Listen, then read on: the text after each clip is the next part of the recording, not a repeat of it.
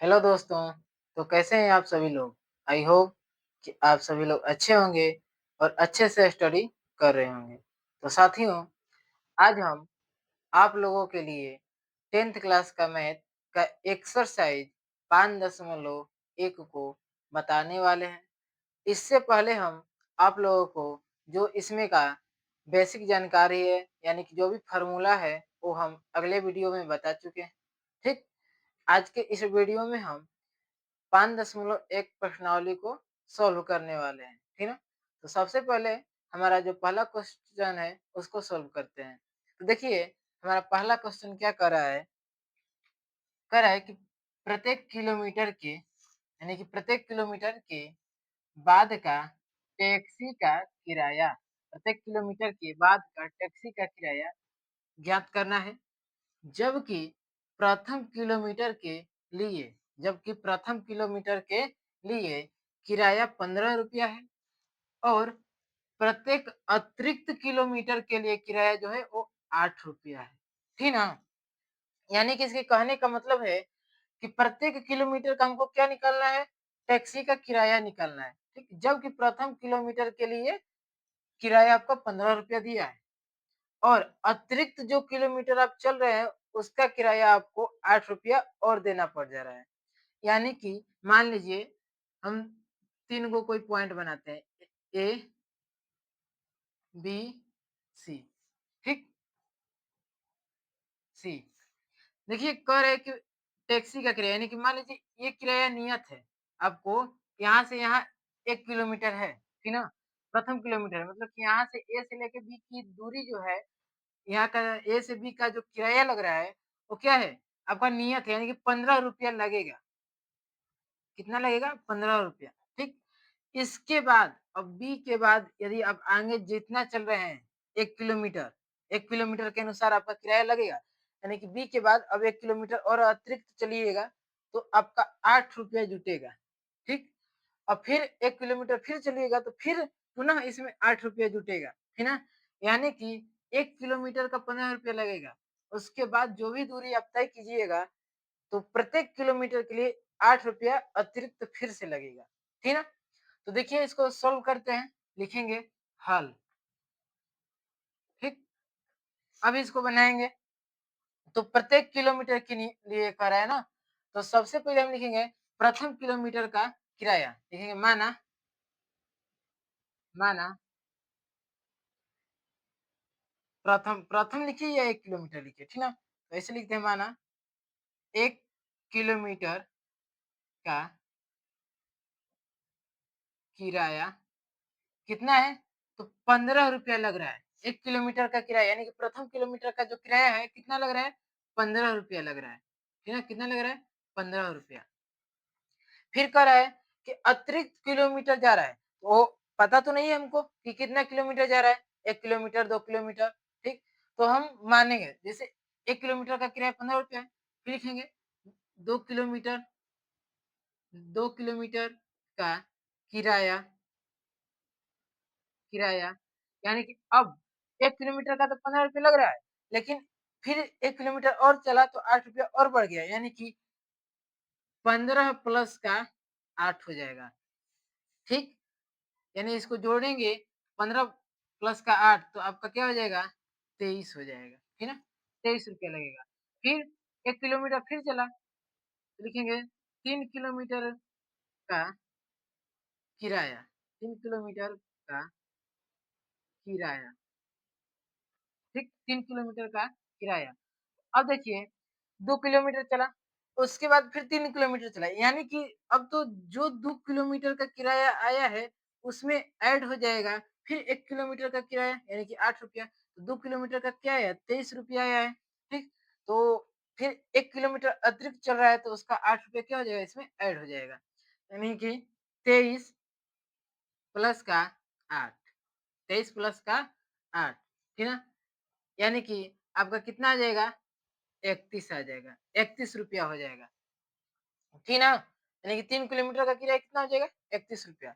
फिर हम लेते हैं यदि 1 किलोमीटर फिर चला, लिखेंगे यानी कि 1 किलोमीटर फिर चलेगा तो 4 किलोमीटर हो जाएगा, लिखेंगे 4 किलोमीटर का किराया, 4 किलोमीटर का किराया। तो अब 4 किलोमीटर चला, यानी कि 3 किलोमीटर में 3 किलोमीटर के किराया में 1 किलोमीटर का किराया और जुड़ जाएगा, यानी कि 31 प्लस का 8, ठीक? 31 प्लस का 8 कितना हो गया? 39 हो गया, ठीक ना? इसी तरह से आप जितना किलोमीटर अतिरिक्त चलिएगा, उसमें 8 रुपया और जुटते जाएगा, ठीक ना? तो इस तरह से हमको एक एफपी मिला, देखिए लिख देंगे एफपी बराबर 15, 23, 31, 39 डॉट डॉट, मतलब कि ये और आगे तक इसी तरह से जाते जाएगा, ठीक ना? इसको हम सॉल्व करते जा सकते हैं, ठीक? यानी कि 15, 23, 31, 39 और फिर 39 में 8 जोड़ेंगे, फिर 8 जोड़ेंगे, इस तरह से हमारा जाते जाएगा। तो कह रहा है कि यह एपी है कि नहीं है, ये हमको पता करना है। तो हम लिख सकते हैं कि यह एपी में है। यह जो मान दिया है वो एपी में है, क्योंकि क्योंकि इसके बीच क्योंकि इसके बीच का अंतर अंतर 8 है। क्योंकि इसके बीच का अंतर 8 है, या कह सकते हैं कि क्योंकि इसके बीच का अंतर क्या है? समान है, बराबर है, ठीक है? तो इस तरह से हमारा क्वेश्चन ये क्या हो गया? बन गया, ठीक ना? यही किया क्वेश्चन कह रहा था, ठीक? जल्दी से इसका स्क्रीनशॉट लीजिए। तो हमारा पहला का दूसरा नंबर क्वेश्चन है, कह रहा है कि किसी बेलन में उपस्थित किसी बेलन में उपस्थित हवा की मात्रा, यानी कि कोई बेलन है, उसमें उपस्थित हवा की मात्रा, जबकि वायु निकालने वाला पंप जबकि वायु निकालने वाला पंप प्रत्येक बार बेलन की शेष हवा शेष हवा का शेष हवा का 1/4 भाग बाहर निकाल देता है। मतलब कि इसके कहने का तात्पर्य है कि कोई सिलेंडर है, कोई बेलनकार सिलेंडर है, ठीक ना? इस तरह से कोई बेलनकार इस तरह से सिलेंडर है, ठीक? इस सिलेंडर में से क्या है कि पंप के द्वारा इस तरह से इस सिलेंडर में से पंप के द्वारा इसमें जो हवा भरा हुआ है, उसमें से उस हवा का 1/4 भाग प्रत्येक बार में बाहर आ रहा है। मतलब कि मान लीजिए ये सिलेंडर क्या है? फुल है। इस सिलेंडर में एक भाग क्या है? हवा है। टोटली एक भाग है, ठीक ना? तो इस एक भाग का जब पंप को दबाया जा रहा है, मतलब कि जब इस पंप को दबाया जा रहा है, तब इस पंप से जो बाहर हवा आ रहा है, वो 1/4 क्या हो जा रहा है? बाहर आ जा रहा है, निकल जा रहा है, ठीक ना? प्रत्येक बार, यानी कि मान लीजिए कि पहली बार क्या है? पूरा भरा हुआ है, एक पहली बार दबाए पंप को, 1/4 हवा बाहर आ गया। उसके बाद अब इसमें से जो हवा बचा, इसमें एक बार निकालने के बाद अब जो हवा बचा, उस हवा का फिर 1/4 भाग बाहर निकलेगा। पुनः जो फिर हवा बचेगा, पुनः उस हवा का फिर 1/4 भाग बाहर निकलेगा। इस तरह से क्या होगा कि हवा निकलते जाएगा। जितने बार पंप को दबाएंगे, उतने बार इस बेलन में से हवा निकलते जाएगा, ठीक ना? तो वही कह रहा है। तो देखिए इसको किस तरह से बनाएंगे। सबसे पहले लिखते हैं हल, हल, ठीक है? तो 1/4 भाग कर रहा है कि आपको क्या हो जा रहा है? निकल जा रहा है। तो लिखेंगे माना बेलन में हवा की मात्रा, लिखेंगे माना बेलन में हवा की मात्रा, माना माना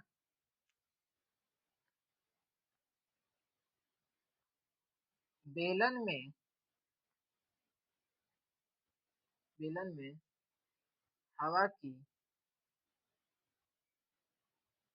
मात्रा, माना बेलन में हवा की मात्रा, यानी कि इसको मान लेंगे A1 या A, ठीक ना? बराबर A। माना बेलन में हवा की मात्रा A1 या A बराबर 1।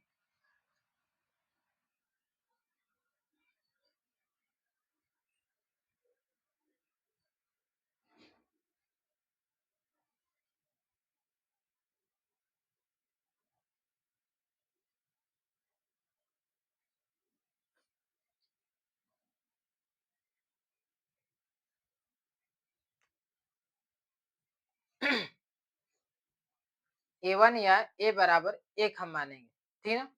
अब देखिए क्या है कि A1 बराबर 1 तो हम माना बेलन में हवा की मात्रा जो है A1 या A बराबर 1 होगा, है ना? इसमें जो हवा उपस्थित है वो क्या है? 1 भाग है, ठीक?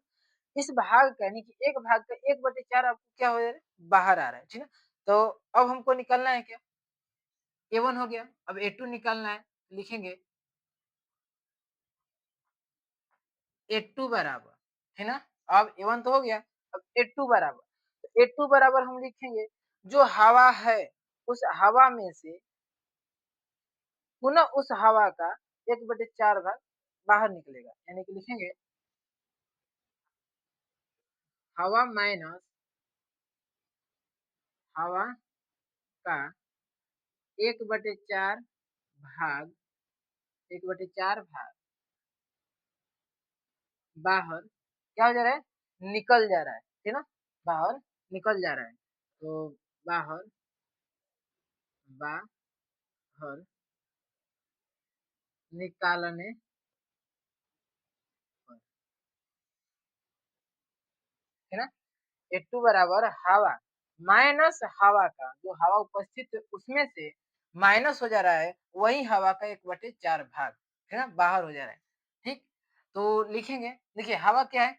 1 भाग है, जो हवा है वो क्या है? 1 भाग है, माइनस हवा क्या है? 1 का मतलब गुणा 1/4, है ना? 1/4 क्या हो रहा है? बाहर निकल जा रहा है, ठीक?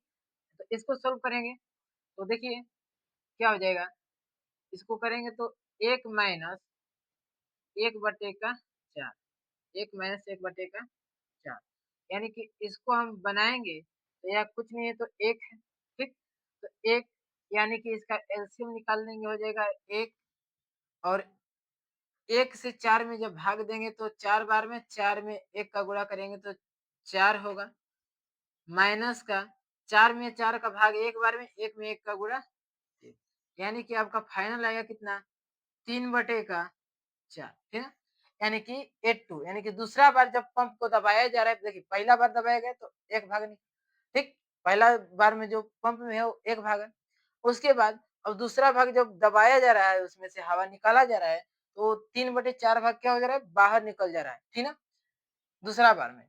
फिर इसी तरह से तीसरा बार होगा, तो हमको क्या निकालना है तीसरा यानी कि A3 निकालना है।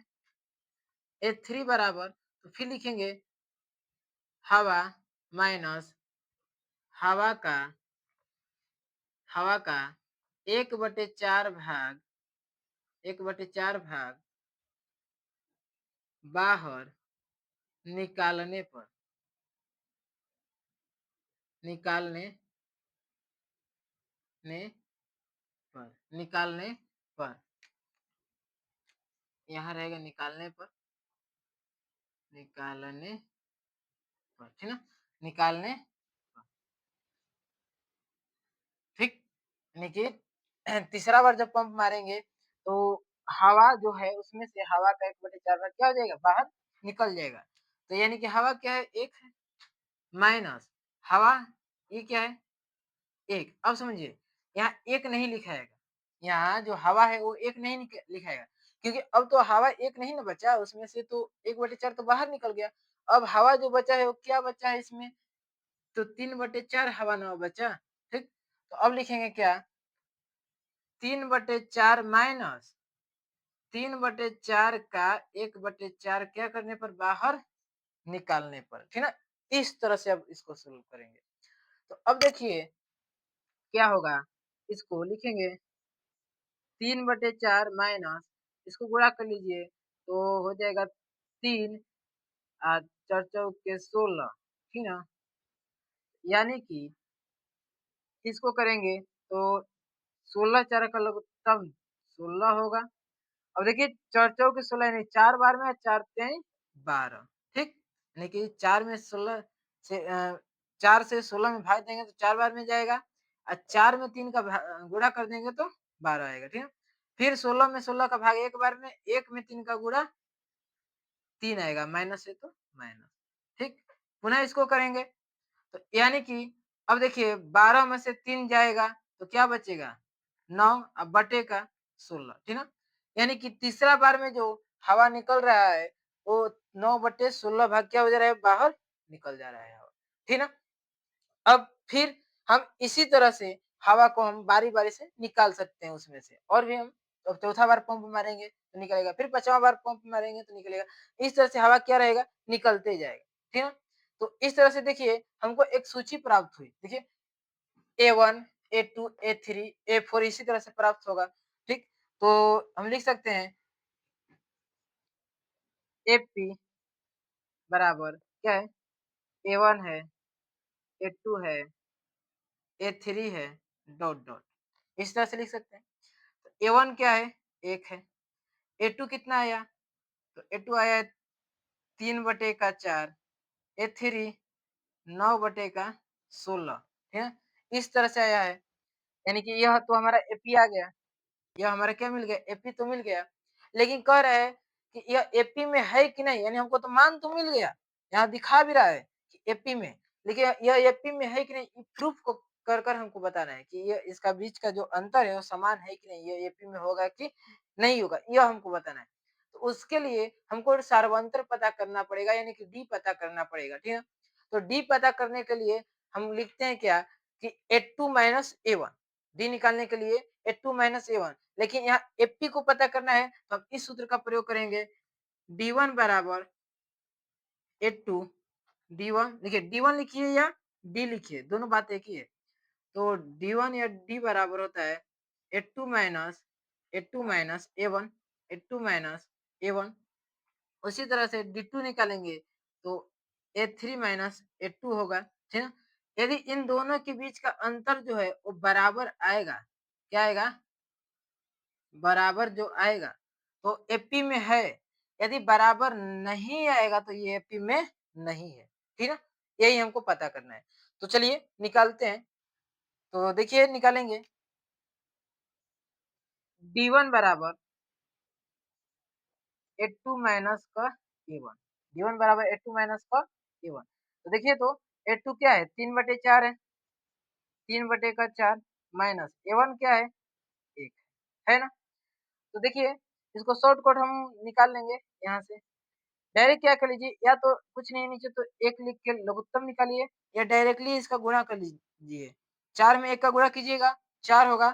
अब उसमें से क्या कर लीजिए कि 3 को घटा लीजिए, यानी कि देखिए 4 में 1 का गुणा कीजिएगा तो क्या होगा, 4 होगा, माइनस है, माइनस 3, 3 अब बटे का क्या है, 4 है, 4 है, ठीक ना? इसको घटाइएगा तो क्या आएगा, माइनस का 1/4 आएगा, ठीक ना? इसका मान जो आएगा माइनस का 1/4 आएगा, ठीक?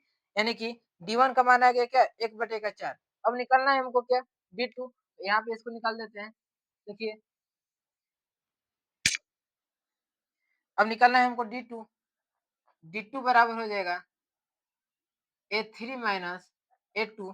तो देखिए तो A3 क्या है, 9/16 है, 9/16, 9/16 माइनस का 3/4, 3/4, ठीक?